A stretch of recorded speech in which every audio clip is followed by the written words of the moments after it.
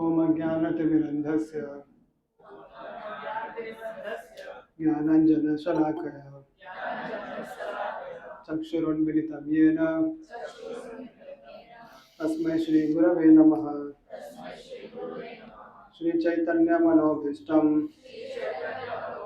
स्थापितं येन भूतले स्वयं रूपः कदा मह्यं ददाति स्वपदान्तिकाम्। वन्देऽहं श्रीगुरो श्रीयुतपदकमलं श्रीगुरुन् वैष्णवांश्च श्रीरूपं साग्रजातं सहगण रघुनाथान्वितं तं सजीवं साद्वैतं सावधूतं परिजनसहितं कृष्णचैतन्यदेवं श्रीराधाकृष्णपादान् सहगण ललिता श्रीविशाखान्वितांश्च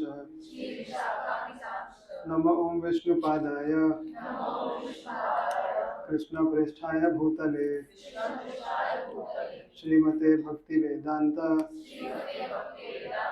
स्वामिनिति नामिने नमस्ते सरस्वती देवे गौरवाणी प्रचारिणे निर्विशेष शून्यवादी पाश्चात्य देशतारिणे वाञ्छाकल्पतरुभ्यश्च कृपा सिन्धुभ्येव च पतितानां पावनेभ्यो वैष्णवेभ्यो नमो नमः। नमो महावदन्याय कृष्ण प्रेम प्रदायते कृष्णाय कृष्ण चैतन्य नामने गौरतिसे नमः। हे कृष्ण करुणा सिंधु दीनबंधु जगतपते गोपेश गोपिका कांत राधा कांत नमोस्तुते तपत कांचन गौरांगी राधे वृंदावनेश्वरी वृषभानुसुते देवी प्रणमामि हरिप्रिये। जय श्री कृष्ण चैतन्य प्रभु नित्यानंद श्री अद्वैत गदाधर श्रीवासादि गौर भक्त वृंद। हरे कृष्ण कृष्ण कृष्ण हरे हरे हरे राम राम राम हरे हरे। हरे कृष्ण कृष्ण कृष्ण हरे हरे हरे राम राम राम हरे हरे।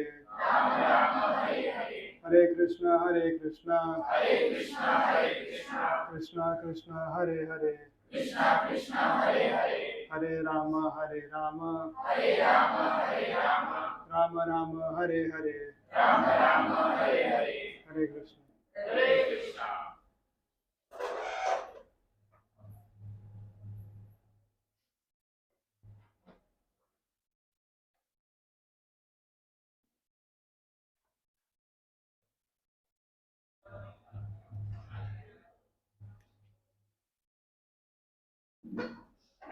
कितने लोग आज पहली बार आए हैं?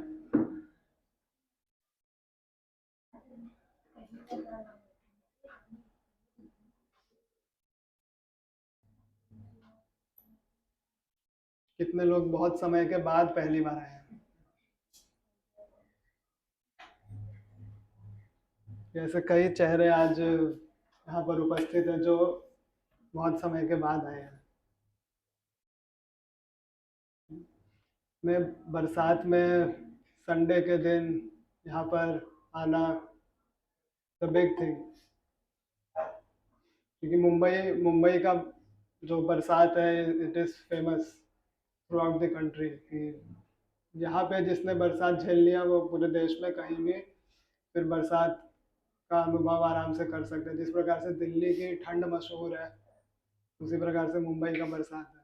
स्पेशली अगर आप उस बरसात में ट्रैवल कर रहे हैं, जैसे आज मैं ऑटो से आ रहा था, तो ऑटो में चाहे कितना ही पर्दा लगा हो, जब वो ऑटो स्पीड पकड़ता है तो पर्दा भी हमें ही पकड़ना पड़ता है। तो दोनों तरफ से पर्दा पकड़ के बैठा हो बरसात में, तो दैट इज एन एक्सपीरियंस जो आपको यही हो सकता है। तो आज मैं वैसे ही ऐसे पकड़ के बैठा था ऑटो में। ऑटो वाला बोल रहा था, हाँ भैया पकड़ के बैठा नहीं तो गीले हो जाओ। So that is an experience which we get regular life में। डेली बेसिस पे we get experiences, we observe certain things. हम अपने रोज़मर्रा के जीवन में चीज़ें देखते हैं, कुछ चीज़ों पे ध्यान देते हैं, कुछ चीज़ों पे ध्यान नहीं देते हैं, या फिर ध्यान दे के उसे नज़रअंदाज कर देते हैं। या फिर कभी ऐसा होता है कि हमारे पास इतना समय ही नहीं होता, इतना अवकाश ही नहीं होता कि हम किसी चीज़ के बारे में सोचें, किसी विषय के ऊपर विचार करें। तो हमारा जीवन जैसा चल रहा है, हम बस उसे वैसा ही चलने देते हैं मैकेनिकली। कि जो एक रूटीन हमारा तय हो जाता है, सुबह उठे, ऑफिस गए, स्कूल गए, फिर शाम को आए, ऑफिस में काम किया, शाम को आए, कपड़े बदले, खाना खाया, सो गए, फिर वापस अगले दिन उठ के ऑफिस गए, सेम रूटीन रिपीट।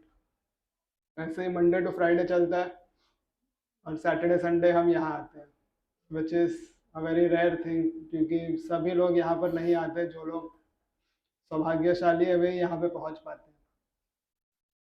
तो ये जो हमारा सत्र है, ये जो लोग आज पहली बार आए हैं उनकी जानकारी के लिए अगर मैं बताऊं, तो हमारा ये सत्र हर शनिवार और रविवार को शाम को 5 बजे इसी हॉल में आयोजित किया जाता है। एंड संडे को, रविवार के सत्र में हम भगवत गीता के ऊपर चर्चा करने का प्रयत्न करते हैं। इस चर्चा के दौर में, श्रृंखला में, हम तीसरे अध्याय तक डिस्कशन कर चुके हैं। मतलब तीसरे अध्याय का डिस्कशन चालू है। उसमें लास्ट वीक तक हमने 30th वर्स तक, 30वें श्लोक तक डिस्कशन किया था। लास्ट वीक हमारा सत्र नहीं हुआ था बिकॉज जगन्नाथ रथ यात्रा का प्रोग्राम था। तो आप में से कितने लोगों ने उसको अटेंड किया था? जिसने अटेंड नहीं किया था, तो सिर्फ प्रसाद कितने लोगों ने लिया था?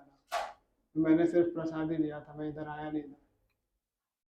प्रसाद का भी अपना महत्व है, क्योंकि जगन्नाथ जी जो है, जगन्नाथ जी को भोग प्रिय कहा जाता है। He is very much attracted towards भोग। उनको, अब जगन्नाथपुरी में अगर आप जाएंगे तो आप देखेंगे कि जगन्नाथ जी को पूरा दिन कुछ ना कुछ भोग लगता रहता है। तो अगर आपको जगन्नाथ जी के आशीर्वाद का अनुभव करना है, तो वो उनके प्रसाद के स्वरूप में ही हो सकता है। तो अगर आप लोगों को प्रसाद भी प्राप्त हो गया हो रथ यात्रा का, तो it is as good as कि आपने भगवान के प्रसाद स्वरूप में दर्शन कर लिए। शास्त्रों में ऐसा निवेदन है कि श्री विष्णु पुरी में भोजन करते हैं, बद्रीनाथ में तप करते हैं, द्वारिका में राज करते हैं अथवा शयन करते हैं, और रामेश्वरम में स्नान करते हैं। तो ये जो सनातन धर्म के 4 महत्वपूर्ण तीर्थ के स्थल है, यहाँ पर भगवान अपने अलग अलग कार्यों को संपादित करते हैं, ऐसा शास्त्रों में निवेदन होता है। अगर हम अपने गौड़िया वैष्णव तत्व के ऊपर ध्यान दें, तो गौड़ियाओं के लिए भी 4 ऐसे स्थान है जो कि बहुत महत्वपूर्ण है। जो कि है कि एक है मायापुर नवद्वीप, जहाँ पे श्रीमंत चैतन्य महाप्रभु प्रकट हुए थे। दूसरा है उडुपी कर्नाटक, जहाँ पे श्रीमंत मध्वाचार्य प्रकट हुए थे। तीसरा है पुरी, जगन्नाथपुरी, जहाँ पे श्रीमंत महाप्रभु ने अपने लीलाओं को संपादित किया। और चौथा है मथुरा वृंदावन धाम, जहाँ पर श्री कृष्ण ने स्वयं अपनी लीलाओं को प्रकट किया था। तो ये जितने भी तीर्थ स्थल है, इन सबका अपना महत्व है। और सभी संप्रदाय, सभी आचार्य अपने अपने मत के अनुसार या अपने भाव फिलॉसफी के अनुसार इन तीर्थों पे तीर्थों के प्रति अपने भाव को व्यक्त करते हैं या उसका अनुभव करते हैं। तो हम जितने भी त्योहार मनाते हैं, जैसे अभी जगन्नाथ जी का रथ यात्रा मनाया, या थोड़े समय बाद हम जन्माष्टमी मनाएंगे, तो ये सभी त्योहार जैसे प्रभुपाद जी कहते रहे कि festivals are the mother of devotional life, कि festivals give us energy to wait for another festival. कि रथ यात्रा खत्म हुआ, अब जन्माष्टमी आएगा, जन्माष्टमी के बाद फिर कार्तिक मास शुरू हो जाएगा, तो कार्तिक में अपनी सेवाएं होती है, उसके बाद कुछ और आएगा, कार्तिक में कई सारे दीपावली का त्यौहार है, रक्षाबंधन है, जितने भी सब है, everything will be celebrated. So we should always be enthusiastic towards celebrating festivals. और हमें हमेशा ये ध्यान रखना चाहिए कि त्योहार जिस प्रकार का उसका स्वरूप है, हम उसे उसी प्रकार से संपादित करें, उसी प्रकार से सेलिब्रेट करें, उसके स्वरूप को बिगाड़े नहीं। अगर हम उसे और निखार नहीं सकते तो हम उसे कम से कम बिगाड़े नहीं, और वो जिस प्रकार का है उसी प्रकार का उसे रहने दें। तो अगर हम अपने डेली लाइफ, आज का जो टॉपिक है, आज का टॉपिक इज फ्रूट्स ऑफ कर्मयोग, करेक्ट? यही है फ्रूट्स ऑफ कर्मयोग। तो ये जो फ्रूट्स ऑफ कर्मयोग होता है, इसके ऊपर पुराने पहले के सेशंस में भी कई बार डिस्कशन हुआ है कि फ्रूट क्या होता है, फल किस प्रकार से हमें प्राप्त होता है, हमें फल के प्रति आसक्ति होनी चाहिए या नहीं होनी चाहिए, अगर हो तो किस प्रकार से हो, हमें निरासक्त होना है या आसक्त होना है, बहुत बार डिस्कशन हुआ है। तो it looks like the same thing is being repeated again and again.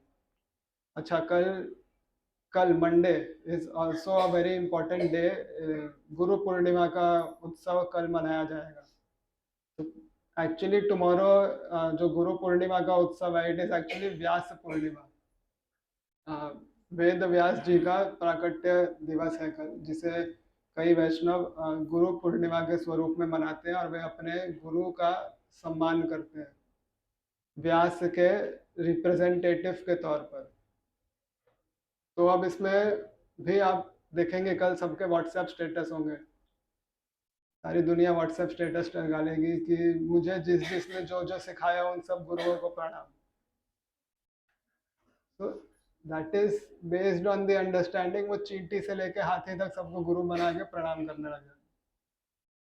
So there is a difference, and we, और हमें इस बात का ज्ञान होना चाहिए कि शिक्षक और गुरु में फर्क होता है।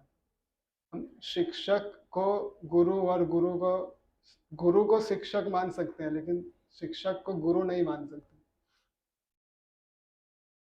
सो when we are celebrating Guru Purnima tomorrow, एक तरीके से देखा जाए तो कल तो व्यास जी की what is the difference between the शिक्षक को गुरु मान सकते हैं और गुरु को शिक्षक नहीं मान सकते? नहीं, गुरु को शिक्षक मान सकते हैं, शिक्षक को गुरु नहीं मान सकते। डिफरेंस इज, एक शिक्षक होता है which is generally considered to be a person who gives you material knowledge, material information. Guru gives you both material and spiritual information, and Guru is the one who takes your responsibility of your spiritual life. Shikshak does not take. So it is like comparing a bulb with the sun. तो दोनों का काम प्रकाश देना है, पर दोनों के प्रकाश देने का जो स्ट्रेंथ है उसमें फर्क है। तो हम बल्ब को सूर्य नहीं कह सकते, लेकिन सूर्य में बल्ब के सारे गुण हैं। सो गुरु एंड टीचर और शिक्षक हैज डिफरेंस। और हम जब गुरु पूर्णिमा सेलिब्रेट करते हैं, सो हमको जिसने कुछ भी करना सिखाया उसे गुरु पूर्णिमा का ऐसे गुरु बना के वी कैन नॉट विश, एक तरीके से, because then that is like lowering the bar एक तरीके से। गुरु के जो क्वालिफिकेशंस या गुरु के जो सिम्टम्स शास्त्रों में बताए गए हैं, उसके अनुसार हमें गुरु पूर्णिमा का सेलिब्रेशन करना चाहिए, किसी को गुरु मान। शास्त्र के हिसाब से गुरु क्यों बनाना चाहिए? क्योंकि शास्त्र ही हमें आज्ञा देते हैं कि भगवान की प्राप्ति करने के लिए you can not approach the Lord directly, it is only through a representative, गुरु के द्वारा ही या गुरु के माध्यम से या भगवान को अप्रोच कर सकते हैं। तो शास्त्रों में जिस प्रकार से आज्ञा दी गई है उसी प्रकार से हम गुरु दीक्षा लेने की का निवेदन हम करते हैं, because it is an injunction of the scriptures. So this your, एक तरीके से शास्त्रों में कहा गया है your spiritual life starts after you accept the bonafide spiritual master. आप किसी प्रामाणिक गुरु की शरणागति को जब ग्रहण करते हैं तब आपका आध्यात्मिक जीवन प्रारंभ होता है। उसके पहले आप जितना भी प्रैक्टिस करते हैं, साधना करते हैं, is to find the bona fide guru. Your sadhana and the mercy of the lord will take you to a pure devotee of the lord, and then that pure devotee will initiate your spiritual life. So जो शिक्षा गुरु है, जो हमें teaching करते हैं, तो उनका भी ज्ञान हमें लेना है, because of we are staying in the material life, is it? Yes, प्रभु जी, करेक्ट। और जो हमें स्पिरिचुअल ज्ञान दे रहे हैं, उनका भी हमें ज्ञान लेना है, because they are giving the आध्यात्मिक नॉलेज, स्पिरिचुअल नॉलेज। तो कैसे हमें फिर ये सेटल करना पड़ेगा इन मटेरियल लाइफ में? दोनों सेटल्ड ही है ना, जो मटेरियल नॉलेज दे रहा है उससे मटेरियल लो और उसको शिक्षक समझो, और जो स्पिरिचुअल नॉलेज दे रहा है वो मटेरियल देने की भी काबिलियत रखता है, इसलिए वो गुरु है। देर आर सिम्टम्स, लाइक अगर आप नेक्टर ऑफ इंस्ट्रक्शंस पढ़ोगे, NOI का जो फर्स्ट वर्स, यस, NOI का जो फर्स्ट वर्स है, वाचो वेगम मनसः क्रोध वेगम जीवो वेगम उदरोपस्थ वेगम एतान वेगान विषयेत धीरा सर्वाम अपीमम पृथ्वीम च शिष्यत्। इसमें गुरु का जो सिम्टम है, person who can become a Guru is described. वाचो वेगम, जिसको अपने वाणी के वेग पे कंट्रोल है। मनसः क्रोध वेगम, मन पे क्रोध पे कंट्रोल है। उदरोपस्थ वेगम, अपने टंग, बेली एंड जेनिटल्स पे कंट्रोल है। So such a person who has such kind of control over his senses alone is capable of accepting Mataji's will sit on this side. Only a person who has such a control over his senses can become a guru. तो ऐसे गुरु, सिर्फ गुरु के लिए चीजें हैं ऐसा नहीं है, शिष्य भी उस प्रकार से होना चाहिए। जैसे अगर हम व्यास पूर्णिमा की बात करें तो व्यासाय विष्णु रूपाय व्यास रूपाय विष्णवे नमो वै ब्रह्म निधये वासिष्ठाय नमो नमः। श्री विष्णु सहस्त्र नाम में श्री वेद व्यास जी को विष्णु का ही एक स्वरूप माना गया है। तो there is no difference as such between Shri Vishnu and Shri Guru. But still, in our shastras, example of, आप नारद मुनि का एग्जाम्पल ले लो, आप वेद व्यास जी का एग्जाम्पल ले लो, आप जितने 4 वैष्णव संप्रदाय के आचार्य हुए हैं, मध्वाचार्य, निम्बार्काचार्य, विष्णु स्वामी, इनका उदाहरण ले लो। They were all equivalent to Vishnu in terms of their activities, but still different. They are considered to be equivalent by the disciple. क्योंकि गुरु का इस प्रकार से स्तर हमारे शास्त्रों में बताया गया है कि गुरु is the one who removes the darkness. जैसे अभी हम सत्र शुरू होने से पहले श्लोक बोलते हैं, ओम अज्ञानतिमिरन्धस्य ज्ञानाञ्जनशलाकया चक्षुरुन्मीलितं येन तस्मै श्री गुरवे नमः। कि हम लोग के आंखों के सामने जो अज्ञान है उसके अंधकार को मिटा के ज्ञान का अंजन, अंजन मीन्स क्या बोलते हैं उसको, अंजन मीन्स काजल, हाँ, ज्ञान का काजल लगाने वाले गुरु को हम प्रणाम करते हैं। So there are lot of glorifications of Gurudev in दी शास्त्र। अगर आप श्रीमद् भागवत के 11th कैंटो का अध्ययन करते हैं तो वहाँ पे भगवान कहते हैं कि आचार्य मम, वो कहते हैं कि I come in the form of an acharya. Srimad Bhagavat 11.17.27 या 11.27.17, दोनों में से कोई एक है। तो वहाँ पे भगवान कहते हैं कि I come in the form of an acharya, और आचार्य को कभी देहात्म बुद्धि लगाकर नहीं देखना चाहिए. You should not consider acharya to be some ordinary person, because he is representative of all the devatas. या वो सभी डेमी गॉड्स के रिप्रेजेंटेटिव है.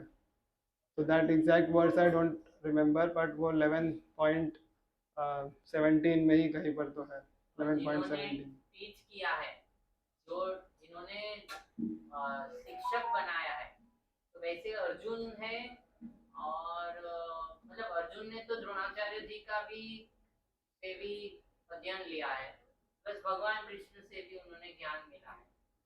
तो बोथ आर हिज गुरु. क्योंकि उस टाइम पे जब अर्जुन को जब द्रोणाचार्य से जब ज्ञान प्राप्त हो रहा था, तो that knowledge was material plus spiritual knowledge भी उस टाइम पे साथ में दिया जाता था.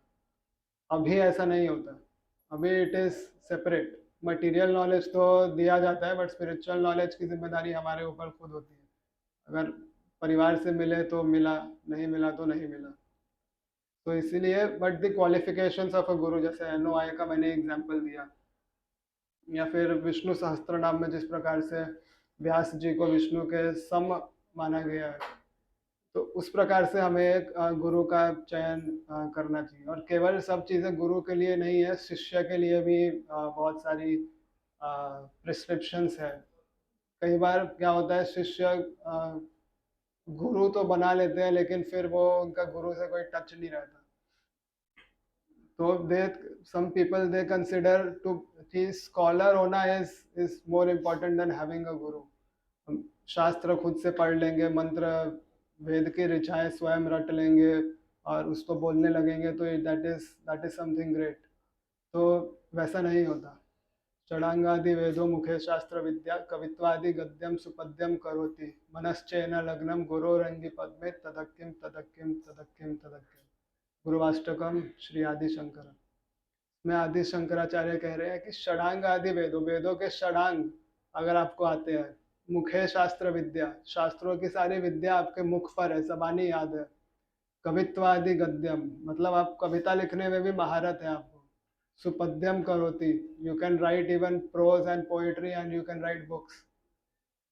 मनश्चेन लग्नम गुरोरंगी पद में, लेकिन फिर भी आपका मन आपके गुरु के चरणों पे नहीं लग रहा, तो तथक्किम तदक्किम तदक्किम तदक्किम. तो इसका क्या फायदा, क्या फायदा, क्या फायदा. तो there is no use of being learned in the Vedas, being a very expert poet or being a very expert writer if you are not obedient towards your guru. तो ऐसे आपको शास्त्रों में कई सारे एग्जाम्पल्स मिलेंगे for both, for student as well as the guru, which both have to avoid. But कई बार होता है कि हमारा एक्सपेक्टेशन एक तरफा होता है. हम उधर से तो सब चाहते हैं, लेकिन हम खुद कुछ उसमें डालना नहीं चाहते. ध्यान मूलम गुरुर्मूर्ति, पूजा मूलम गुरुर्पदम, मंत्र मूलम गुरुर्वाक्यम, मोक्ष मूलम गुरु कृपा. तो गुरु के द्वारा ही आपको चारों चीजें प्राप्त हो सकती है. कि अपने अगर आपको ध्यान करना है तो आप गुरु का ध्यान करिए. पूजा करना है तो गुरु के चरणों की पूजा करिए. आपके लिए मंत्र, गुरु के वाक्य इज योर मंत्र, एंड गुरु की कृपा इज इक्विवेलेंट टू मोक्ष. सो अगर ऐसे देखने जाएं या पढ़ने जाएं तो फिर separate session on that is required to be done. But since अभी मुझे याद आ गया कि टुमारो इज व्यास पूर्णिमा, तो I just touch on it. Yes, you आपको कुछ बोलना है? टीचर अगर वो मटेरियलिस्टिक और स्पिरिचुअल नॉलेज दे तो इम्पार्ट करे तो वो गुरु बन सकता है. गुरु बनने के लिए मटेरियल एंड स्पिरिचुअल नॉलेज देना is one of the criteria. Being in the parampara is also a criteria. There are many other limbs to it. So it is one of, ये एक है कि आप स्पिरिचुअल भी दे रहे हैं, मटेरियल भी दे रहे हैं. दूसरा है आपको गुरु परंपरा से भी जुड़े होना चाहिए. That is one of the most important. तो अगर वो भी है और आप जो शास्त्रों में जो गुरु के सिम्टम्स बताए गए हैं वो सब है, so then it is fine. It is not important कि guru should be celibate or guru should not be married. ऐसा नहीं है. He can be any person, but there are all the prescriptions need to be uh, satisfied, need to be settled. Yes. जैसा पुरी के बारे में बता रहे थे, क्या वजह वहाँ पे एकादशी में लक्ष्मी को स्वयं पकाते हैं? नहीं, एकादशी जगन्नाथ जी के लिए नहीं होता, हमारे लिए होता है. अब पुरी में ये चीज बहुत फेमस है कि लोग कहते हैं कि जगन्नाथपुरी में एकादशी देवी जी को बांध के रखा गया है. तो वहां पे एकादशी भगवान के प्रेम में बंधी है, आपने थोड़ी बांधा है. तो जिसने बांधा है उसके लिए नहीं है, हमारे लिए तो है. तो कई बार कई वैष्णव होते हैं, वो पूरी जाते हैं, एकादशी के दिन भरपेट खाते हैं. ऐसा नहीं होता.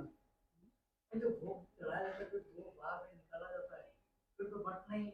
हाँ, बटता है.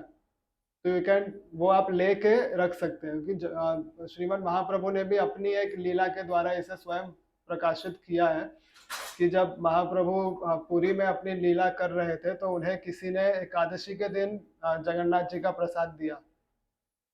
तो उन्होंने पूरे दिन उस प्रसाद को अपने हाथ में रखा और अगले दिन उसको ग्रहण किया. तो वो पुरी में रहते थे, इसका मतलब ये नहीं आया झट से मुंह में.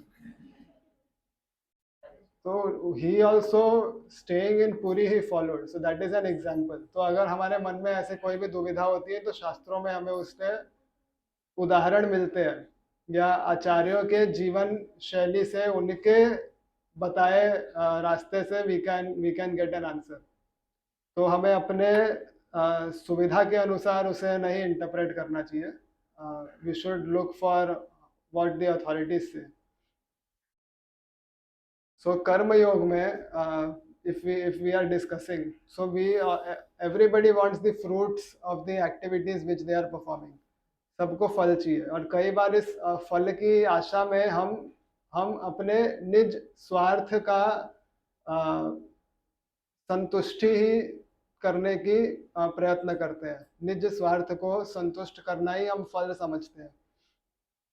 और कई बार तो हमें इस बात का अनुभव भी नहीं होता कि हम जो कार्य कर रहे हैं या जिस प्रकार से अपने जीवन को चला रहे हैं उसमें हम केवल अपने स्वार्थ की पूर्णता को ही अपना लक्ष्य मान बैठे हैं कि चाहे कुछ भी हो, मैं जो कह रहा हूँ, करना चाहता हूँ या मैं जो करना चाहती हूँ वो हो जाए बस, बाकी मुझे किसी से कोई मतलब नहीं है. So I should get my fruit, I should get what I desire, and I don't care about what happens with the others. ऐसा आप लोग के साथ हुआ है कभी? आपने ऐसा सोचा है मेरा काम हो जाए, बाकी किसी का क्या हो रहा है उससे मुझे क्या करना है? नहीं सोचा है.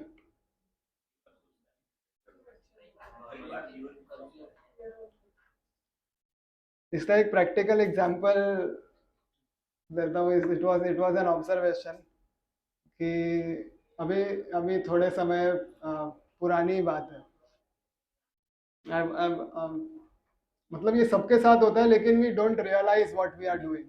सो I realised one day with that observation. तो मैं ऑफिस जा रहा था सुबह, अभी बरसात शुरू होने से पहले, when this season was very hot, गर्मी बहुत तेज थी. तो सुबह 8-9 बजे का time which is the peak hour. तो उस समय पे बस भी भरा हुआ रहता है, metro train everything is full. तो कई बार क्या होता है कि बस स्टॉप पे यू आर स्टैंडिंग, पर वो बस आती है और निकल जाती है, बस स्टॉप पे रुकती ही नहीं है because it is already full. तो बस वाला क्या करता है, रुकता ही नहीं है, चला जाता है. तो लोग जब देखते हैं बस आ रही है, people move ahead and he does not stop, he goes. लोग पीछे से गाली देते हैं कि चला गया, रुका नहीं, ऐसा थांबा, ऐसा नहीं, ऐसा गाड़ी ऐसा करता है, ये सब चालू हो जाता है सुबह सुबह. तो वहाँ पे बस स्टॉप पे एक uncle, there was one man standing, he wanted to go to Ghatkopar. I also had to go to Ghatkopar to catch metro. तो वहाँ से घाटकोपर की बस से आ रही थी और रुक नहीं रही थी because they were all full. और वो एसी बस होती है, उसका तो दरवाजा बंद होता है और अंदर एसी भी बंद होता है। तो उसमें तो ऐसी हालत खराब हो जाती है गर्मी में, उसका कुछ मतलब नहीं होता। So those people, they were not stopping the bus and this uncle was getting frustrated. He was like कि भरी हुई है तो भी you should stop and then we will decide if we want to get in or not. तुम रोको, अगर नहीं चढ़ना है तो नहीं चढ़ेंगे। तो अल्टीमेटली क्या हुआ, बाद में एक बस आई which was थोड़ा vacant, so everyone at my stop including me, we all got in and now the bus was full. And now that driver, वो बस का ड्राइवर ना हर स्टॉप पे बस रोक रहा था और लोग चढ़े चढ़े जा रहे थे, क्योंकि बहुत सारी बसें रुकी नहीं थी तो हर स्टॉप पे भीड़ बढ़ गई थी। So now this uncle who went in and got settled, now he's like कशाला थांबवता है एवरी स्टॉप पर, तो बस भरलेली है। So that uncle was like, बस भरी हुई है तो क्यों रोकता है, चलो फटाफट, उनको लेट हो रहा था। So that was an example, that is where I realized कि अब हमको मिल गया बस, मुझे जगह मिल गया अंदर, अब मैं पहुंच जाऊंगा, अब क्यों रोकने का है तुझे बस हर जगह, चलो फटाफट, बस is full, don't stop. So this is a mentality which everybody has. हमने भी अपने जीवन में कभी ना कभी ये चीज कहा होगा या किया होगा या अनुभव किया होगा कि क्यों भाई अभी, move ahead because now I am settled. So this is how we conduct our daily lives, and we try to suck the maximum which we can through the activities which we are trying to perform. तो इसी श्रृंखला में क्या होता है कि हम हमेशा ऐसा सोचते हैं कि हमें फ्रूट अच्छा ही मिलेगा, मीठा ही मिलेगा, कभी कड़वा नहीं मिलना चाहिए, क्योंकि हमारी एक्सपेक्टेशन हमेशा मीठे की होती है, और उसी मीठे के स्वाद को चखने के लिए हम अपना जितना भी कार्य करते हैं उसमें अगर कभी कुछ कड़वा प्राप्त होता है तो हम उसे समझ नहीं पाते, या हम उसमें फिर दुखी होते हैं कि ऐसा क्यों हुआ। लेकिन हमें यह भी समझना चाहिए कि whatever activity we do generally, सामान्यतः 90% और 85% of the things happen as we plan. और कई बार हमें पता होता है कि इस चीज का रिजल्ट क्या आने वाला है, कोई भी कार्य करते समय हमें पता होता है। जैसे कोई स्टूडेंट अगर होता है तो उसको जब वो पेपर लिखता है, रूम से निकलते समय उसे पता होता है उसने क्या किया, उसका पेपर कैसा गया। कोई इंटरव्यू देके आता है तो उसे पता होता है उसने इंटरव्यू में कैसा बोला है, या वेदर ही और she will get that job और ही विल नॉट गेट। तो हमें अपने कर्म का निर्णय कई बार पता होता है, लेकिन हम अपने मन के द्वारा उसे झुठलाने या सच्चा साबित करने में लगे रहते हैं, according to our desires, not according to the activities और the hard work which we have put in into that activity. चाहे हमने कोई चीज खराब भी की हो तो भी हम रिजल्ट पॉजिटिव ही सोचते हैं कि हमें मिलेगा या मिलना चाहिए। अभी अभी इंटरव्यू देकर आया है और वो मतलब रिजेक्ट हुआ है, तो क्या करना चाहिए ऐसे समय? इंटरव्यू से आ रहा है और रिजेक्ट हुआ है, क्या करना चाहिए ऐसे समय? दूसरे इंटरव्यू की तैयारी करनी है, क्योंकि it is like a practice ना। इंटरव्यूज तो सबने कई बार दिए हैं, मैंने भी बहुत बार दिया है, रिजेक्ट हुआ है, I will get back to you, but then they never get back. तो इट इज नॉट कि everything will happen in one go, एक बार में चीजें होंगी ऐसा भी जरूरी नहीं है। कई बार कोई चीज को करने में कोई एक बार में कर लेता है, कोई 2 बार में करता है, कोई 3 बार में करता है। तो it also depends on the capacity, and समय भी एक पहलू है उसमें, काल और परिस्थिति दोनों इम्पोर्टेंस रखता है। जैसा कि ऐसा हो सकता है कि आपका इंटरव्यू है, आपने पूरी तैयारी की थी, लेकिन आपके घर में ऐसा कुछ हो गया कि now you are not in that state of mind, so now that is not in your hand and you are not at fault, so there may be any kind of situation which may happen। तो हमेशा उस person की गलती है ऐसा नहीं है, और हमेशा पॉजिटिव फ्रूट एक्सपेक्ट करना भी गलत नहीं है, दैट इज नेचर। नहीं तो अगर आप पॉजिटिव फ्रूट एक्सपेक्ट नहीं करोगे या नेगेटिव भी एक्सपेक्ट नहीं करोगे तो फिर आप इस दुनिया के हो ही नहीं। if you get out of expectations, तो फिर then you become a paramhans, that is of that level, but which is not very easily possible. So हम जो अपना कर्म करते हैं, we always expect some fruit out of it. तो यहाँ पर जो 30th वर्स लास्ट वीक जो हो गया था, उसके बाद जो 31st वर्स है, इसका अगर हम ट्रांसलेशन देखें या इसका अगर हम अनुवाद देखें, तो यहाँ पे भगवान कहते हैं कि जो लोग भगवान की इंस्ट्रक्शंस के अनुसार अपने कार्य को करते हैं या अपने काम को संपादित करते हैं, they become free from the results which come out of that activity. ये में मतम इदम नित्य मनुतिष्ठन्ति मानव. तो इसको अगर हम डिटेल में पढ़ें या अगर इस श्लोक को हम थोड़ा डाइसेक्ट करें, तो इसमें भगवान कह रहे हैं कि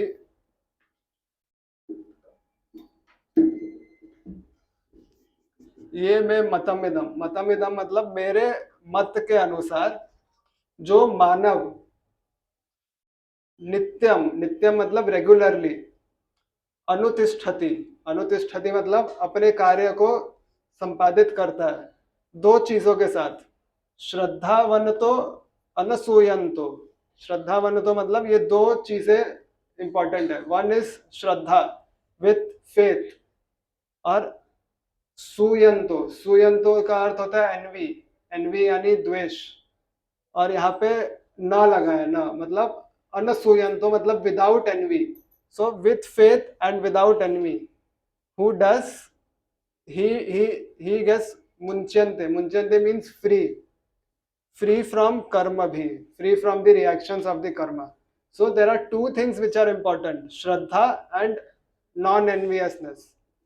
So these two things we need to have in our life.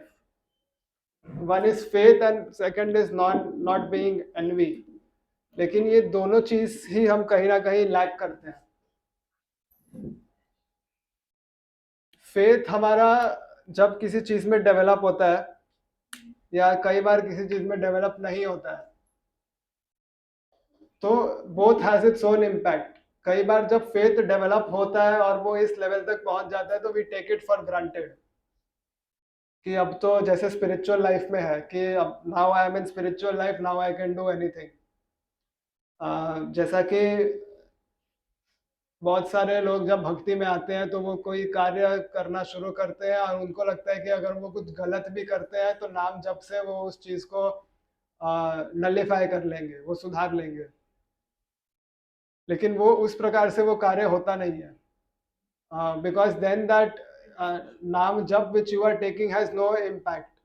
क्योंकि ऐसे शास्त्रों में भी आपको कई ऐसे उदाहरण मिलेंगे जहाँ पे बहुत सारे ऐसे जीव हुए हैं जो कि भगवान के या देवताओं के बहुत बड़े भक्त हुए हैं, लेकिन उनका and was not good in spite of being a very great devotee. जैसे एक एग्जांपल है रावण महादेव का एक बहुत बड़ा भक्त था. वो ऐसे ऐसे स्तोत्र महादेव के लिए लिख देता था या एक दिन में बना देता था, जो कि दूसरे लोग वैसा स्रोत बनाने के बारे में सोच भी नहीं सकते. जटा तवि जलज्वल प्रभाव पावित स्थले गले वलंबे लंबितां भुजंगटुंड मालिकम दमट दमट दमट दमट निनादवाद सर्वदम चकोर तंड तांडव तनो तुन शिव शिवम, शिव तांडव स्त्रोत. ये रावण ऐसे ऐसे स्त्रोत भगवान के लिए लिख देता था, शिव जी के लिए. लेकिन फिर भी इतना शिव जी का इतना भक्त होने के बावजूद उसके कृत्य वैसे नहीं थे कि शिव जी की कृपा उसे प्राप्त हो. तो हम भी कई बार जब भक्ति में आते हैं तो हम समझते हैं कि हम भगवान के भक्त हैं, लेकिन हमारा कृत्य उस प्रकार का नहीं होता, हमारी एक्टिविटीज उस प्रकार की नहीं होती. हमारा फेथ होता है, लेकिन वो फेथ उस प्रकार का नहीं होता कि हमें भगवान की या गुरु की कृपा मिले. इसलिए हम जो भी कर्म करते हैं उस कर्म के बंधन से भी मुक्त नहीं हो पाते, because we don't have proper faith and we are always envious. कि दूसरा पर्सन क्या कर रहा है। दूसरा पर्सन अगर भक्ति में है तो वो मेरे से ज्यादा कैसे कर रहा है, या मटेरियल लाइफ में भी है तो वो मेरे से आगे कैसे बढ़ रहा है। And then what happens is we do are, हम अपने जो कार्य है वो अपने स्वभाव के अनुसार करते हैं। इसी में जो 33वां श्लोक है, 33rd वर्स, वहां पे भगवान कहते हैं कि जीव जो है वो अपने स्वभाव के अनुसार कार्य करता है। और वो जो स्वभाव हमारा जो स्वभाव है वो हमें अपने एसोसिएशन से प्राप्त होता है। हम कई बार स्वभाव जन्म से भी होता है, लेकिन the association or with the people with whom we live, it adds on, वो उसे बढ़ाता है या कम करता है। जैसे अगर हमारा स्वभाव गुस्सैल है, बचपन से हमें प्राप्त हुआ है, हमारा नेचर ही गुस्से वाला है, लेकिन हम संतों के साथ रहेंगे तो कहीं ना कहीं वो गुस्सैल नेचर कम हो जाएगा। सो अगर हमारा स्वभाव है गुस्से में कार्य करना, but if we keep our association of that kind, so to some extent we can change our nature और we can pacify our nature. लेकिन फिर भी बहुत हद तक हम अपने स्वभाव से ऑपरेट होते हैं, और ये स्वभाव जो है वो 3 गुणों के अनुसार हमें ऑपरेट करते हैं, रजोगुण, तमोगुण और सत्वगुण। जिसकी जितनी प्रधानता होती है उसके हिसाब से हमारा जो नेचर है that comes up, and that is how we behave. So if we want to get free from the activities which we are performing, so उसमें उसके फल की इच्छा नहीं रखनी या उस पे फ्रूट को ऑफर कर देना is one thing. That is also one of the prescriptions. But doing the activities just as a responsibility and without envying what other person is doing is also important. कि आपका जो अपना काम है आप वो करने में ध्यान अगर अच्छे से देते हैं, और दूसरा क्या कर रहा है उसमें अगर आप अपना नाक नहीं घुसाते हो ज्यादा, सो दैट इज ऑल्सो रिक्वायर्ड। कई बार हमें अपने थाली से ज्यादा अच्छा दूसरे का थाली लगता है। जैसे हम रेस्टोरेंट में जाते हैं तो हम मेन्यू से ज्यादा ये देखते हैं दूसरे के टेबल पे क्या है और ऑर्डर करते हैं। वो जो दूसरे ने मंगाया है वो अपने पसंद के हिसाब से मंगाया, लेकिन we get affected or we get attracted towards what other people have ordered। and कई बार अगर मैं सोच के गया था कि मैं रसगुल्ला खाऊंगा पर मैंने उधर रसमलाई देख लिया, अब मेरे दिमाग से रसगुल्ला उड़ गया, मैंने होटल में जाके रसमलाई ऑर्डर कर दिया। So it is like we should be more into what focused of what we are supposed to do and what our prescribed duty is। जैसे भक्ति में भी कई बार गुरु के द्वारा आज्ञा दी जाती है कि तुम्हें इस प्रकार का ऐसी सेवा करनी है या ये कार्य करना है। अब वो सेवा चाहे जो भी हो, that is what has been allotted to you, then you better become perfect in doing that rather than thinking कि नहीं वो वाला ज्यादा बेटर है या मुझे। हाँ अपना दिमाग। हाँ हाँ, तो so that is how we should conduct our life। we should give importance to the activities which we are supposed to do, और हमें अपने कार्य को परफेक्शन से करने की जरूरत है। और इसके अगले श्लोक में ही भगवान कहते हैं कि जो लोग इस चीज का पालन नहीं करते, they are considered to be mudha. Mudha means a fool. That he or she is not interested in doing the activities which is prescribed to him, and then he is more interested in doing something which is not prescribed। इसी श्रृंखला में या ऐसे ही not prescribed activities को अगर हम बहुत आगे बढ़ाते हैं तो then it also in material sense, अगर प्रैक्टिकली मैं इसको बताऊं तो it in material sense it also becomes, you can take it to be some illegal activity और criminal activity which you are not supposed to do, which is not prescribed। So the things can be stretched to a very long extent कि इस चीज को अगर आप analysis करने जाओगे तो सिर्फ स्पिरिचुअली नहीं, मटीरियली भी what is prescribed and what is not prescribed is important। and this knowledge also helps us to conduct our material life in that way कि हमें अपना जो जिम्मेदारी है उसे परफेक्टली निभाना है, and we should not be envious of what other person is doing materially and spiritually both. because everyone knows where he or she stands. So when you are doing your activity and when you are expecting your fruits, so you should uh, always be conscious of the fruits which you should expect. You should be ready for both positive and negative. और उसे किस प्रकार से deal करना है वो हम अगले संडे को देखेंगे.